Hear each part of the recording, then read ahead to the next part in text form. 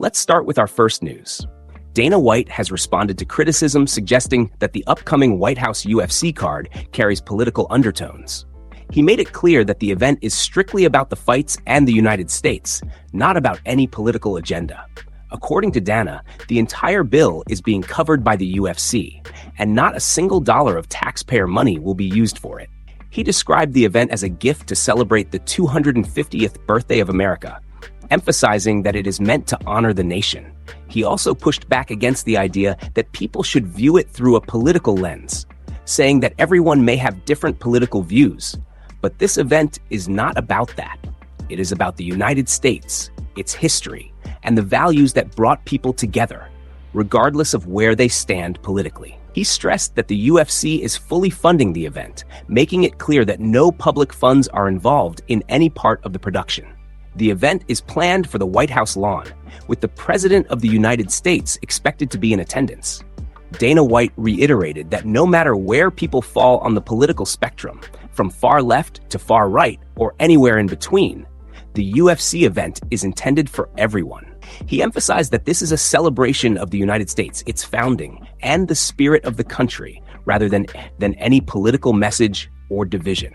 According to him, the UFC simply chose the White House as a historic and symbolic location, while keeping the focus entirely on the fights and the fans. He added that the presence of the president at the White House lawn event does not change the purpose, which remains centered on sport, competition, and national celebration. Dana White made it clear that the UFC views this as a major moment for American sports, intended to bring fans together without division or political framing. He concluded by reinforcing that the event is simply about celebrating America and its people, with no political agenda attached to it at all. The UFC continues to prepare for the White House card, which organizers say will focus on elite competition, historic significance, and a unique celebration of American sport, while ensuring the production remains fully funded by the promotion and free from any government financial involvement or influence whatsoever. Move on to another news. Arman is seen mocking Khamzat's Swedish wrestling achievements, questioning the level of his accolades, and trying to downplay his background in the sport. In response, Khamzat fires back strongly, saying Arman has never been a real wrestling champion and has no comparable achievements in the discipline. The exchange quickly escalates as both fighters trade verbal shots, with Khamzat defending his resume and Arman attempting to challenge its legitimacy. Khamzat states that he is a 4-time Sweden wrestling champion, making it clear that his accomplishments are proven at a high level. He reacts with disbelief at the criticism, emphasizing that his wrestling background is legitimate and recognized. He pushes back firmly, saying there is no way Arman can dismiss or undermine what he has achieved in Sweden's wrestling circuit. He continues by directly challenging Arman's record, stating that Arman has never been a champion in wrestling, and questioning how someone without that level of success can critique his own career. The tone remains aggressive and confident, with Khamzat asserting dominance through his competitive history and experience on the mat. The conversation then shifts toward discipline and daily structure in training. Khamzat describes the routine of a fighter's life, explaining that after morning workouts, the schedule is simple and repetitive. He says they go home, eat lunch, take a nap, and then return to training again. This cycle continues every day during camp, reinforcing the intensity and consistency required at the highest level. He emphasizes that during training camp, the lifestyle is fully focused on preparation. It is just train, eat, sleep, and repeat. There is no distraction, only repetition and discipline. He adds that sometimes there is a short walk for recovery, but the main focus remains constant work and improvement. The exchange highlights both the rivalry and mindset difference between the fighters, with Arman questioning achievements and Khamzat responding by reinforcing his credentials, discipline, and professional training lifestyle. Move on to another news. Mateusz Gamrot has fired back at Paddy Pimblett after Paddy took multiple shots at him following his recent win over Esteban Ribo via submission in the second round. The situation began when Paddy commented on Gamrot's fight, questioning his relevance and placement in the division. He mocked the matchup, asking who Gamrot was even fighting and suggesting that nobody really pays attention to him. Paddy went on to downplay Gamrot's standing in the UFC rankings, pointing out that he is ranked in the top 10, but still fighting on the prelims. He also claimed that Gamrot has repeatedly been matched against unranked opponents in recent fights, implying that his position in the division does not reflect true popularity or drawing power. According to Paddy, this pattern shows that not many fans are invested in Gamrot's fights, and he questioned why someone in his ranking position is not featured on bigger fight cards. The comments quickly spread, adding more fuel to an already heated rivalry. Gamrot did not stay silent and responded directly on X, delivering a sharp and aggressive reply aimed at Paddy. He accused him of talking too much and challenged him to say it to his face inside the UFC. Gamrot made it clear that he is not interested in online talk and wants the confrontation to happen in the cage. He called on the UFC to give him the fight, stating that he is ready to face Paddy at any time.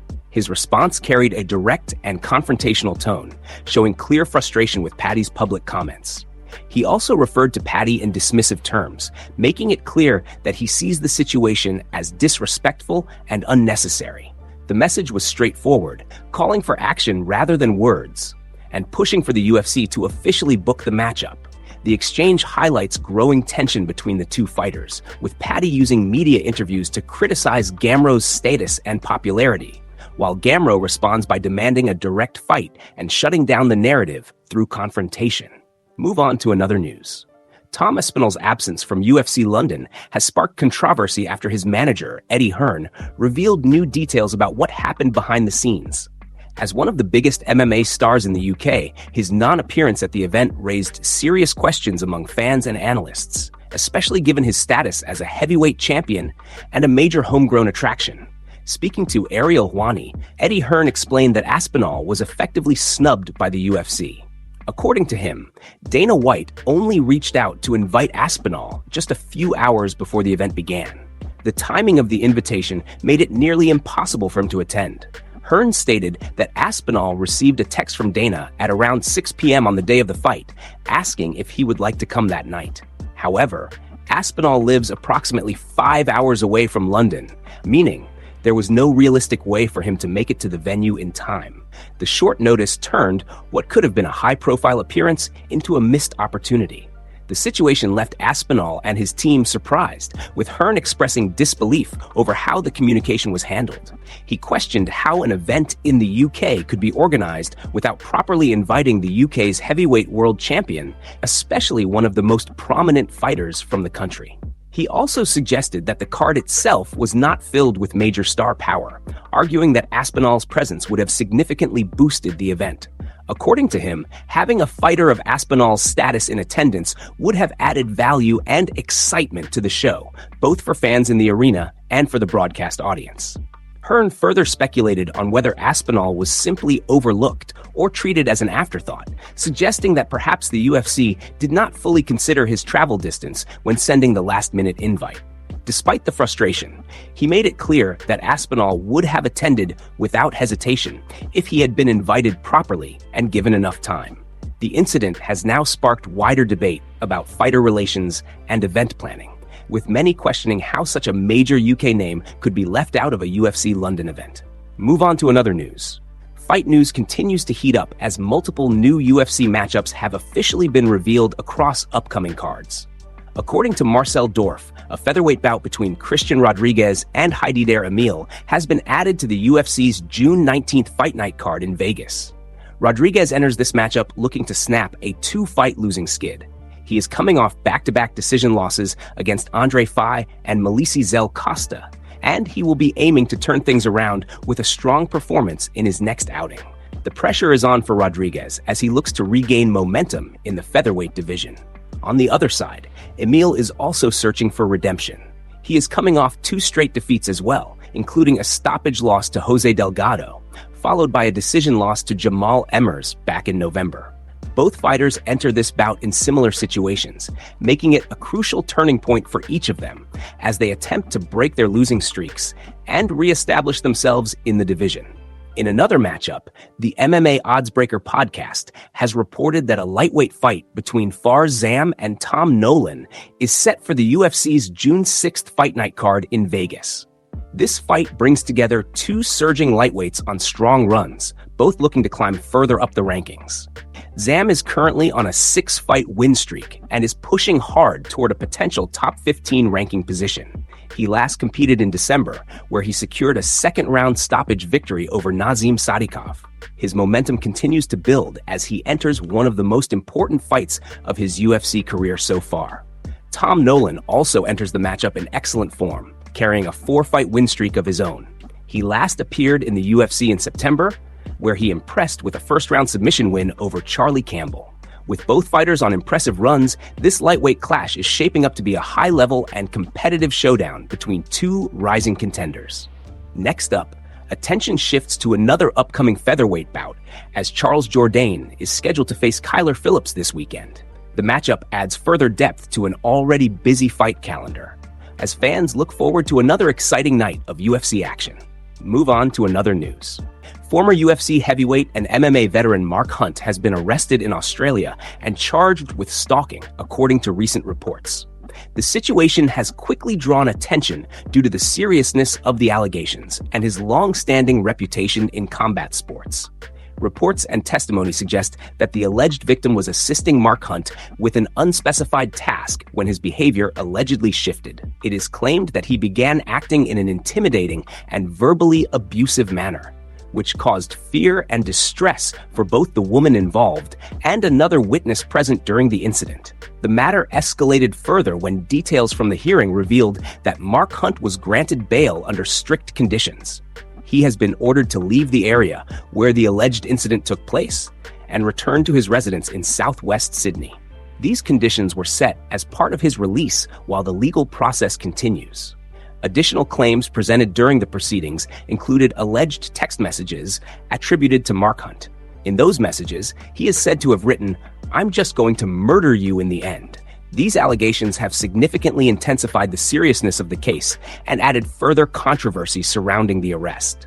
The situation remains ongoing, and legal representatives have indicated that Mark Hunt is expected to accept a guilty plea related to the stalking charge. His next court appearance is scheduled for April 30th, where further developments in the case are expected to be addressed. At this stage, the full details of the case are still developing, and more information is expected to emerge in the coming weeks as the legal process continues. The allegations have sparked widespread discussion within the MMA community, given Mark Hunt's long career and status as a former UFC fighter. According to his lawyer, the next steps in the legal proceedings will become clearer at the upcoming hearing. For now, the focus remains on the court process and the conditions of his bail as the case moves forward. The situation is still developing, and more updates are expected as the April 30th hearing approaches, where further decisions and potential outcomes may be revealed. Move on to another news. Sean Strickland is set to challenge Khamzat for the middleweight title at UFC 328, and he has made it clear that he plans to bring a violent and straightforward approach into the fight. According to Strickland, his strategy will be based entirely on his hands, as he intends to strike for the full 25 minutes without hesitation.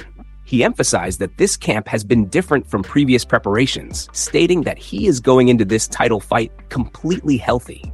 Unlike past fights where injuries played a role in his training or performance, he claims this time his body is fully healed and in strong condition. Strickland described his mindset heading into the matchup, saying he fights like a man, keeping his hands up and staying ready for a direct war inside the Octagon. He made it clear that he is prepared for a non-stop striking battle from start to finish, with no intention of slowing down. He stated, "I'm gonna beat the shit out of him with my hands for 25 minutes, reflecting his aggressive confidence going into the title fight. The message was blunt, direct, and focused on pressure-based striking throughout the entire contest. Strickland also highlighted how important it is for him to finally enter a championship fight without physical setbacks. He noted that this time he feels strong, healthy, and fully recovered, which he believes puts him in the best possible position for performance. He added that going into a title fight without injuries has boosted his excitement and confidence. According to him, the preparation has been solid, The camp has gone well, and everything is aligned for a strong performance on fight night. Strickland expressed enthusiasm and anticipation for the matchup, making it clear that he is eager to step into the octagon and compete at full strength. His tone reflected both confidence and readiness as he prepared for one of the biggest fights of his career. As UFC 28 approaches, the buildup between Strickland and Khamzat continues to intensify, with both fighters expected to bring high-level pressure and intensity into a highly anticipated middleweight title clash.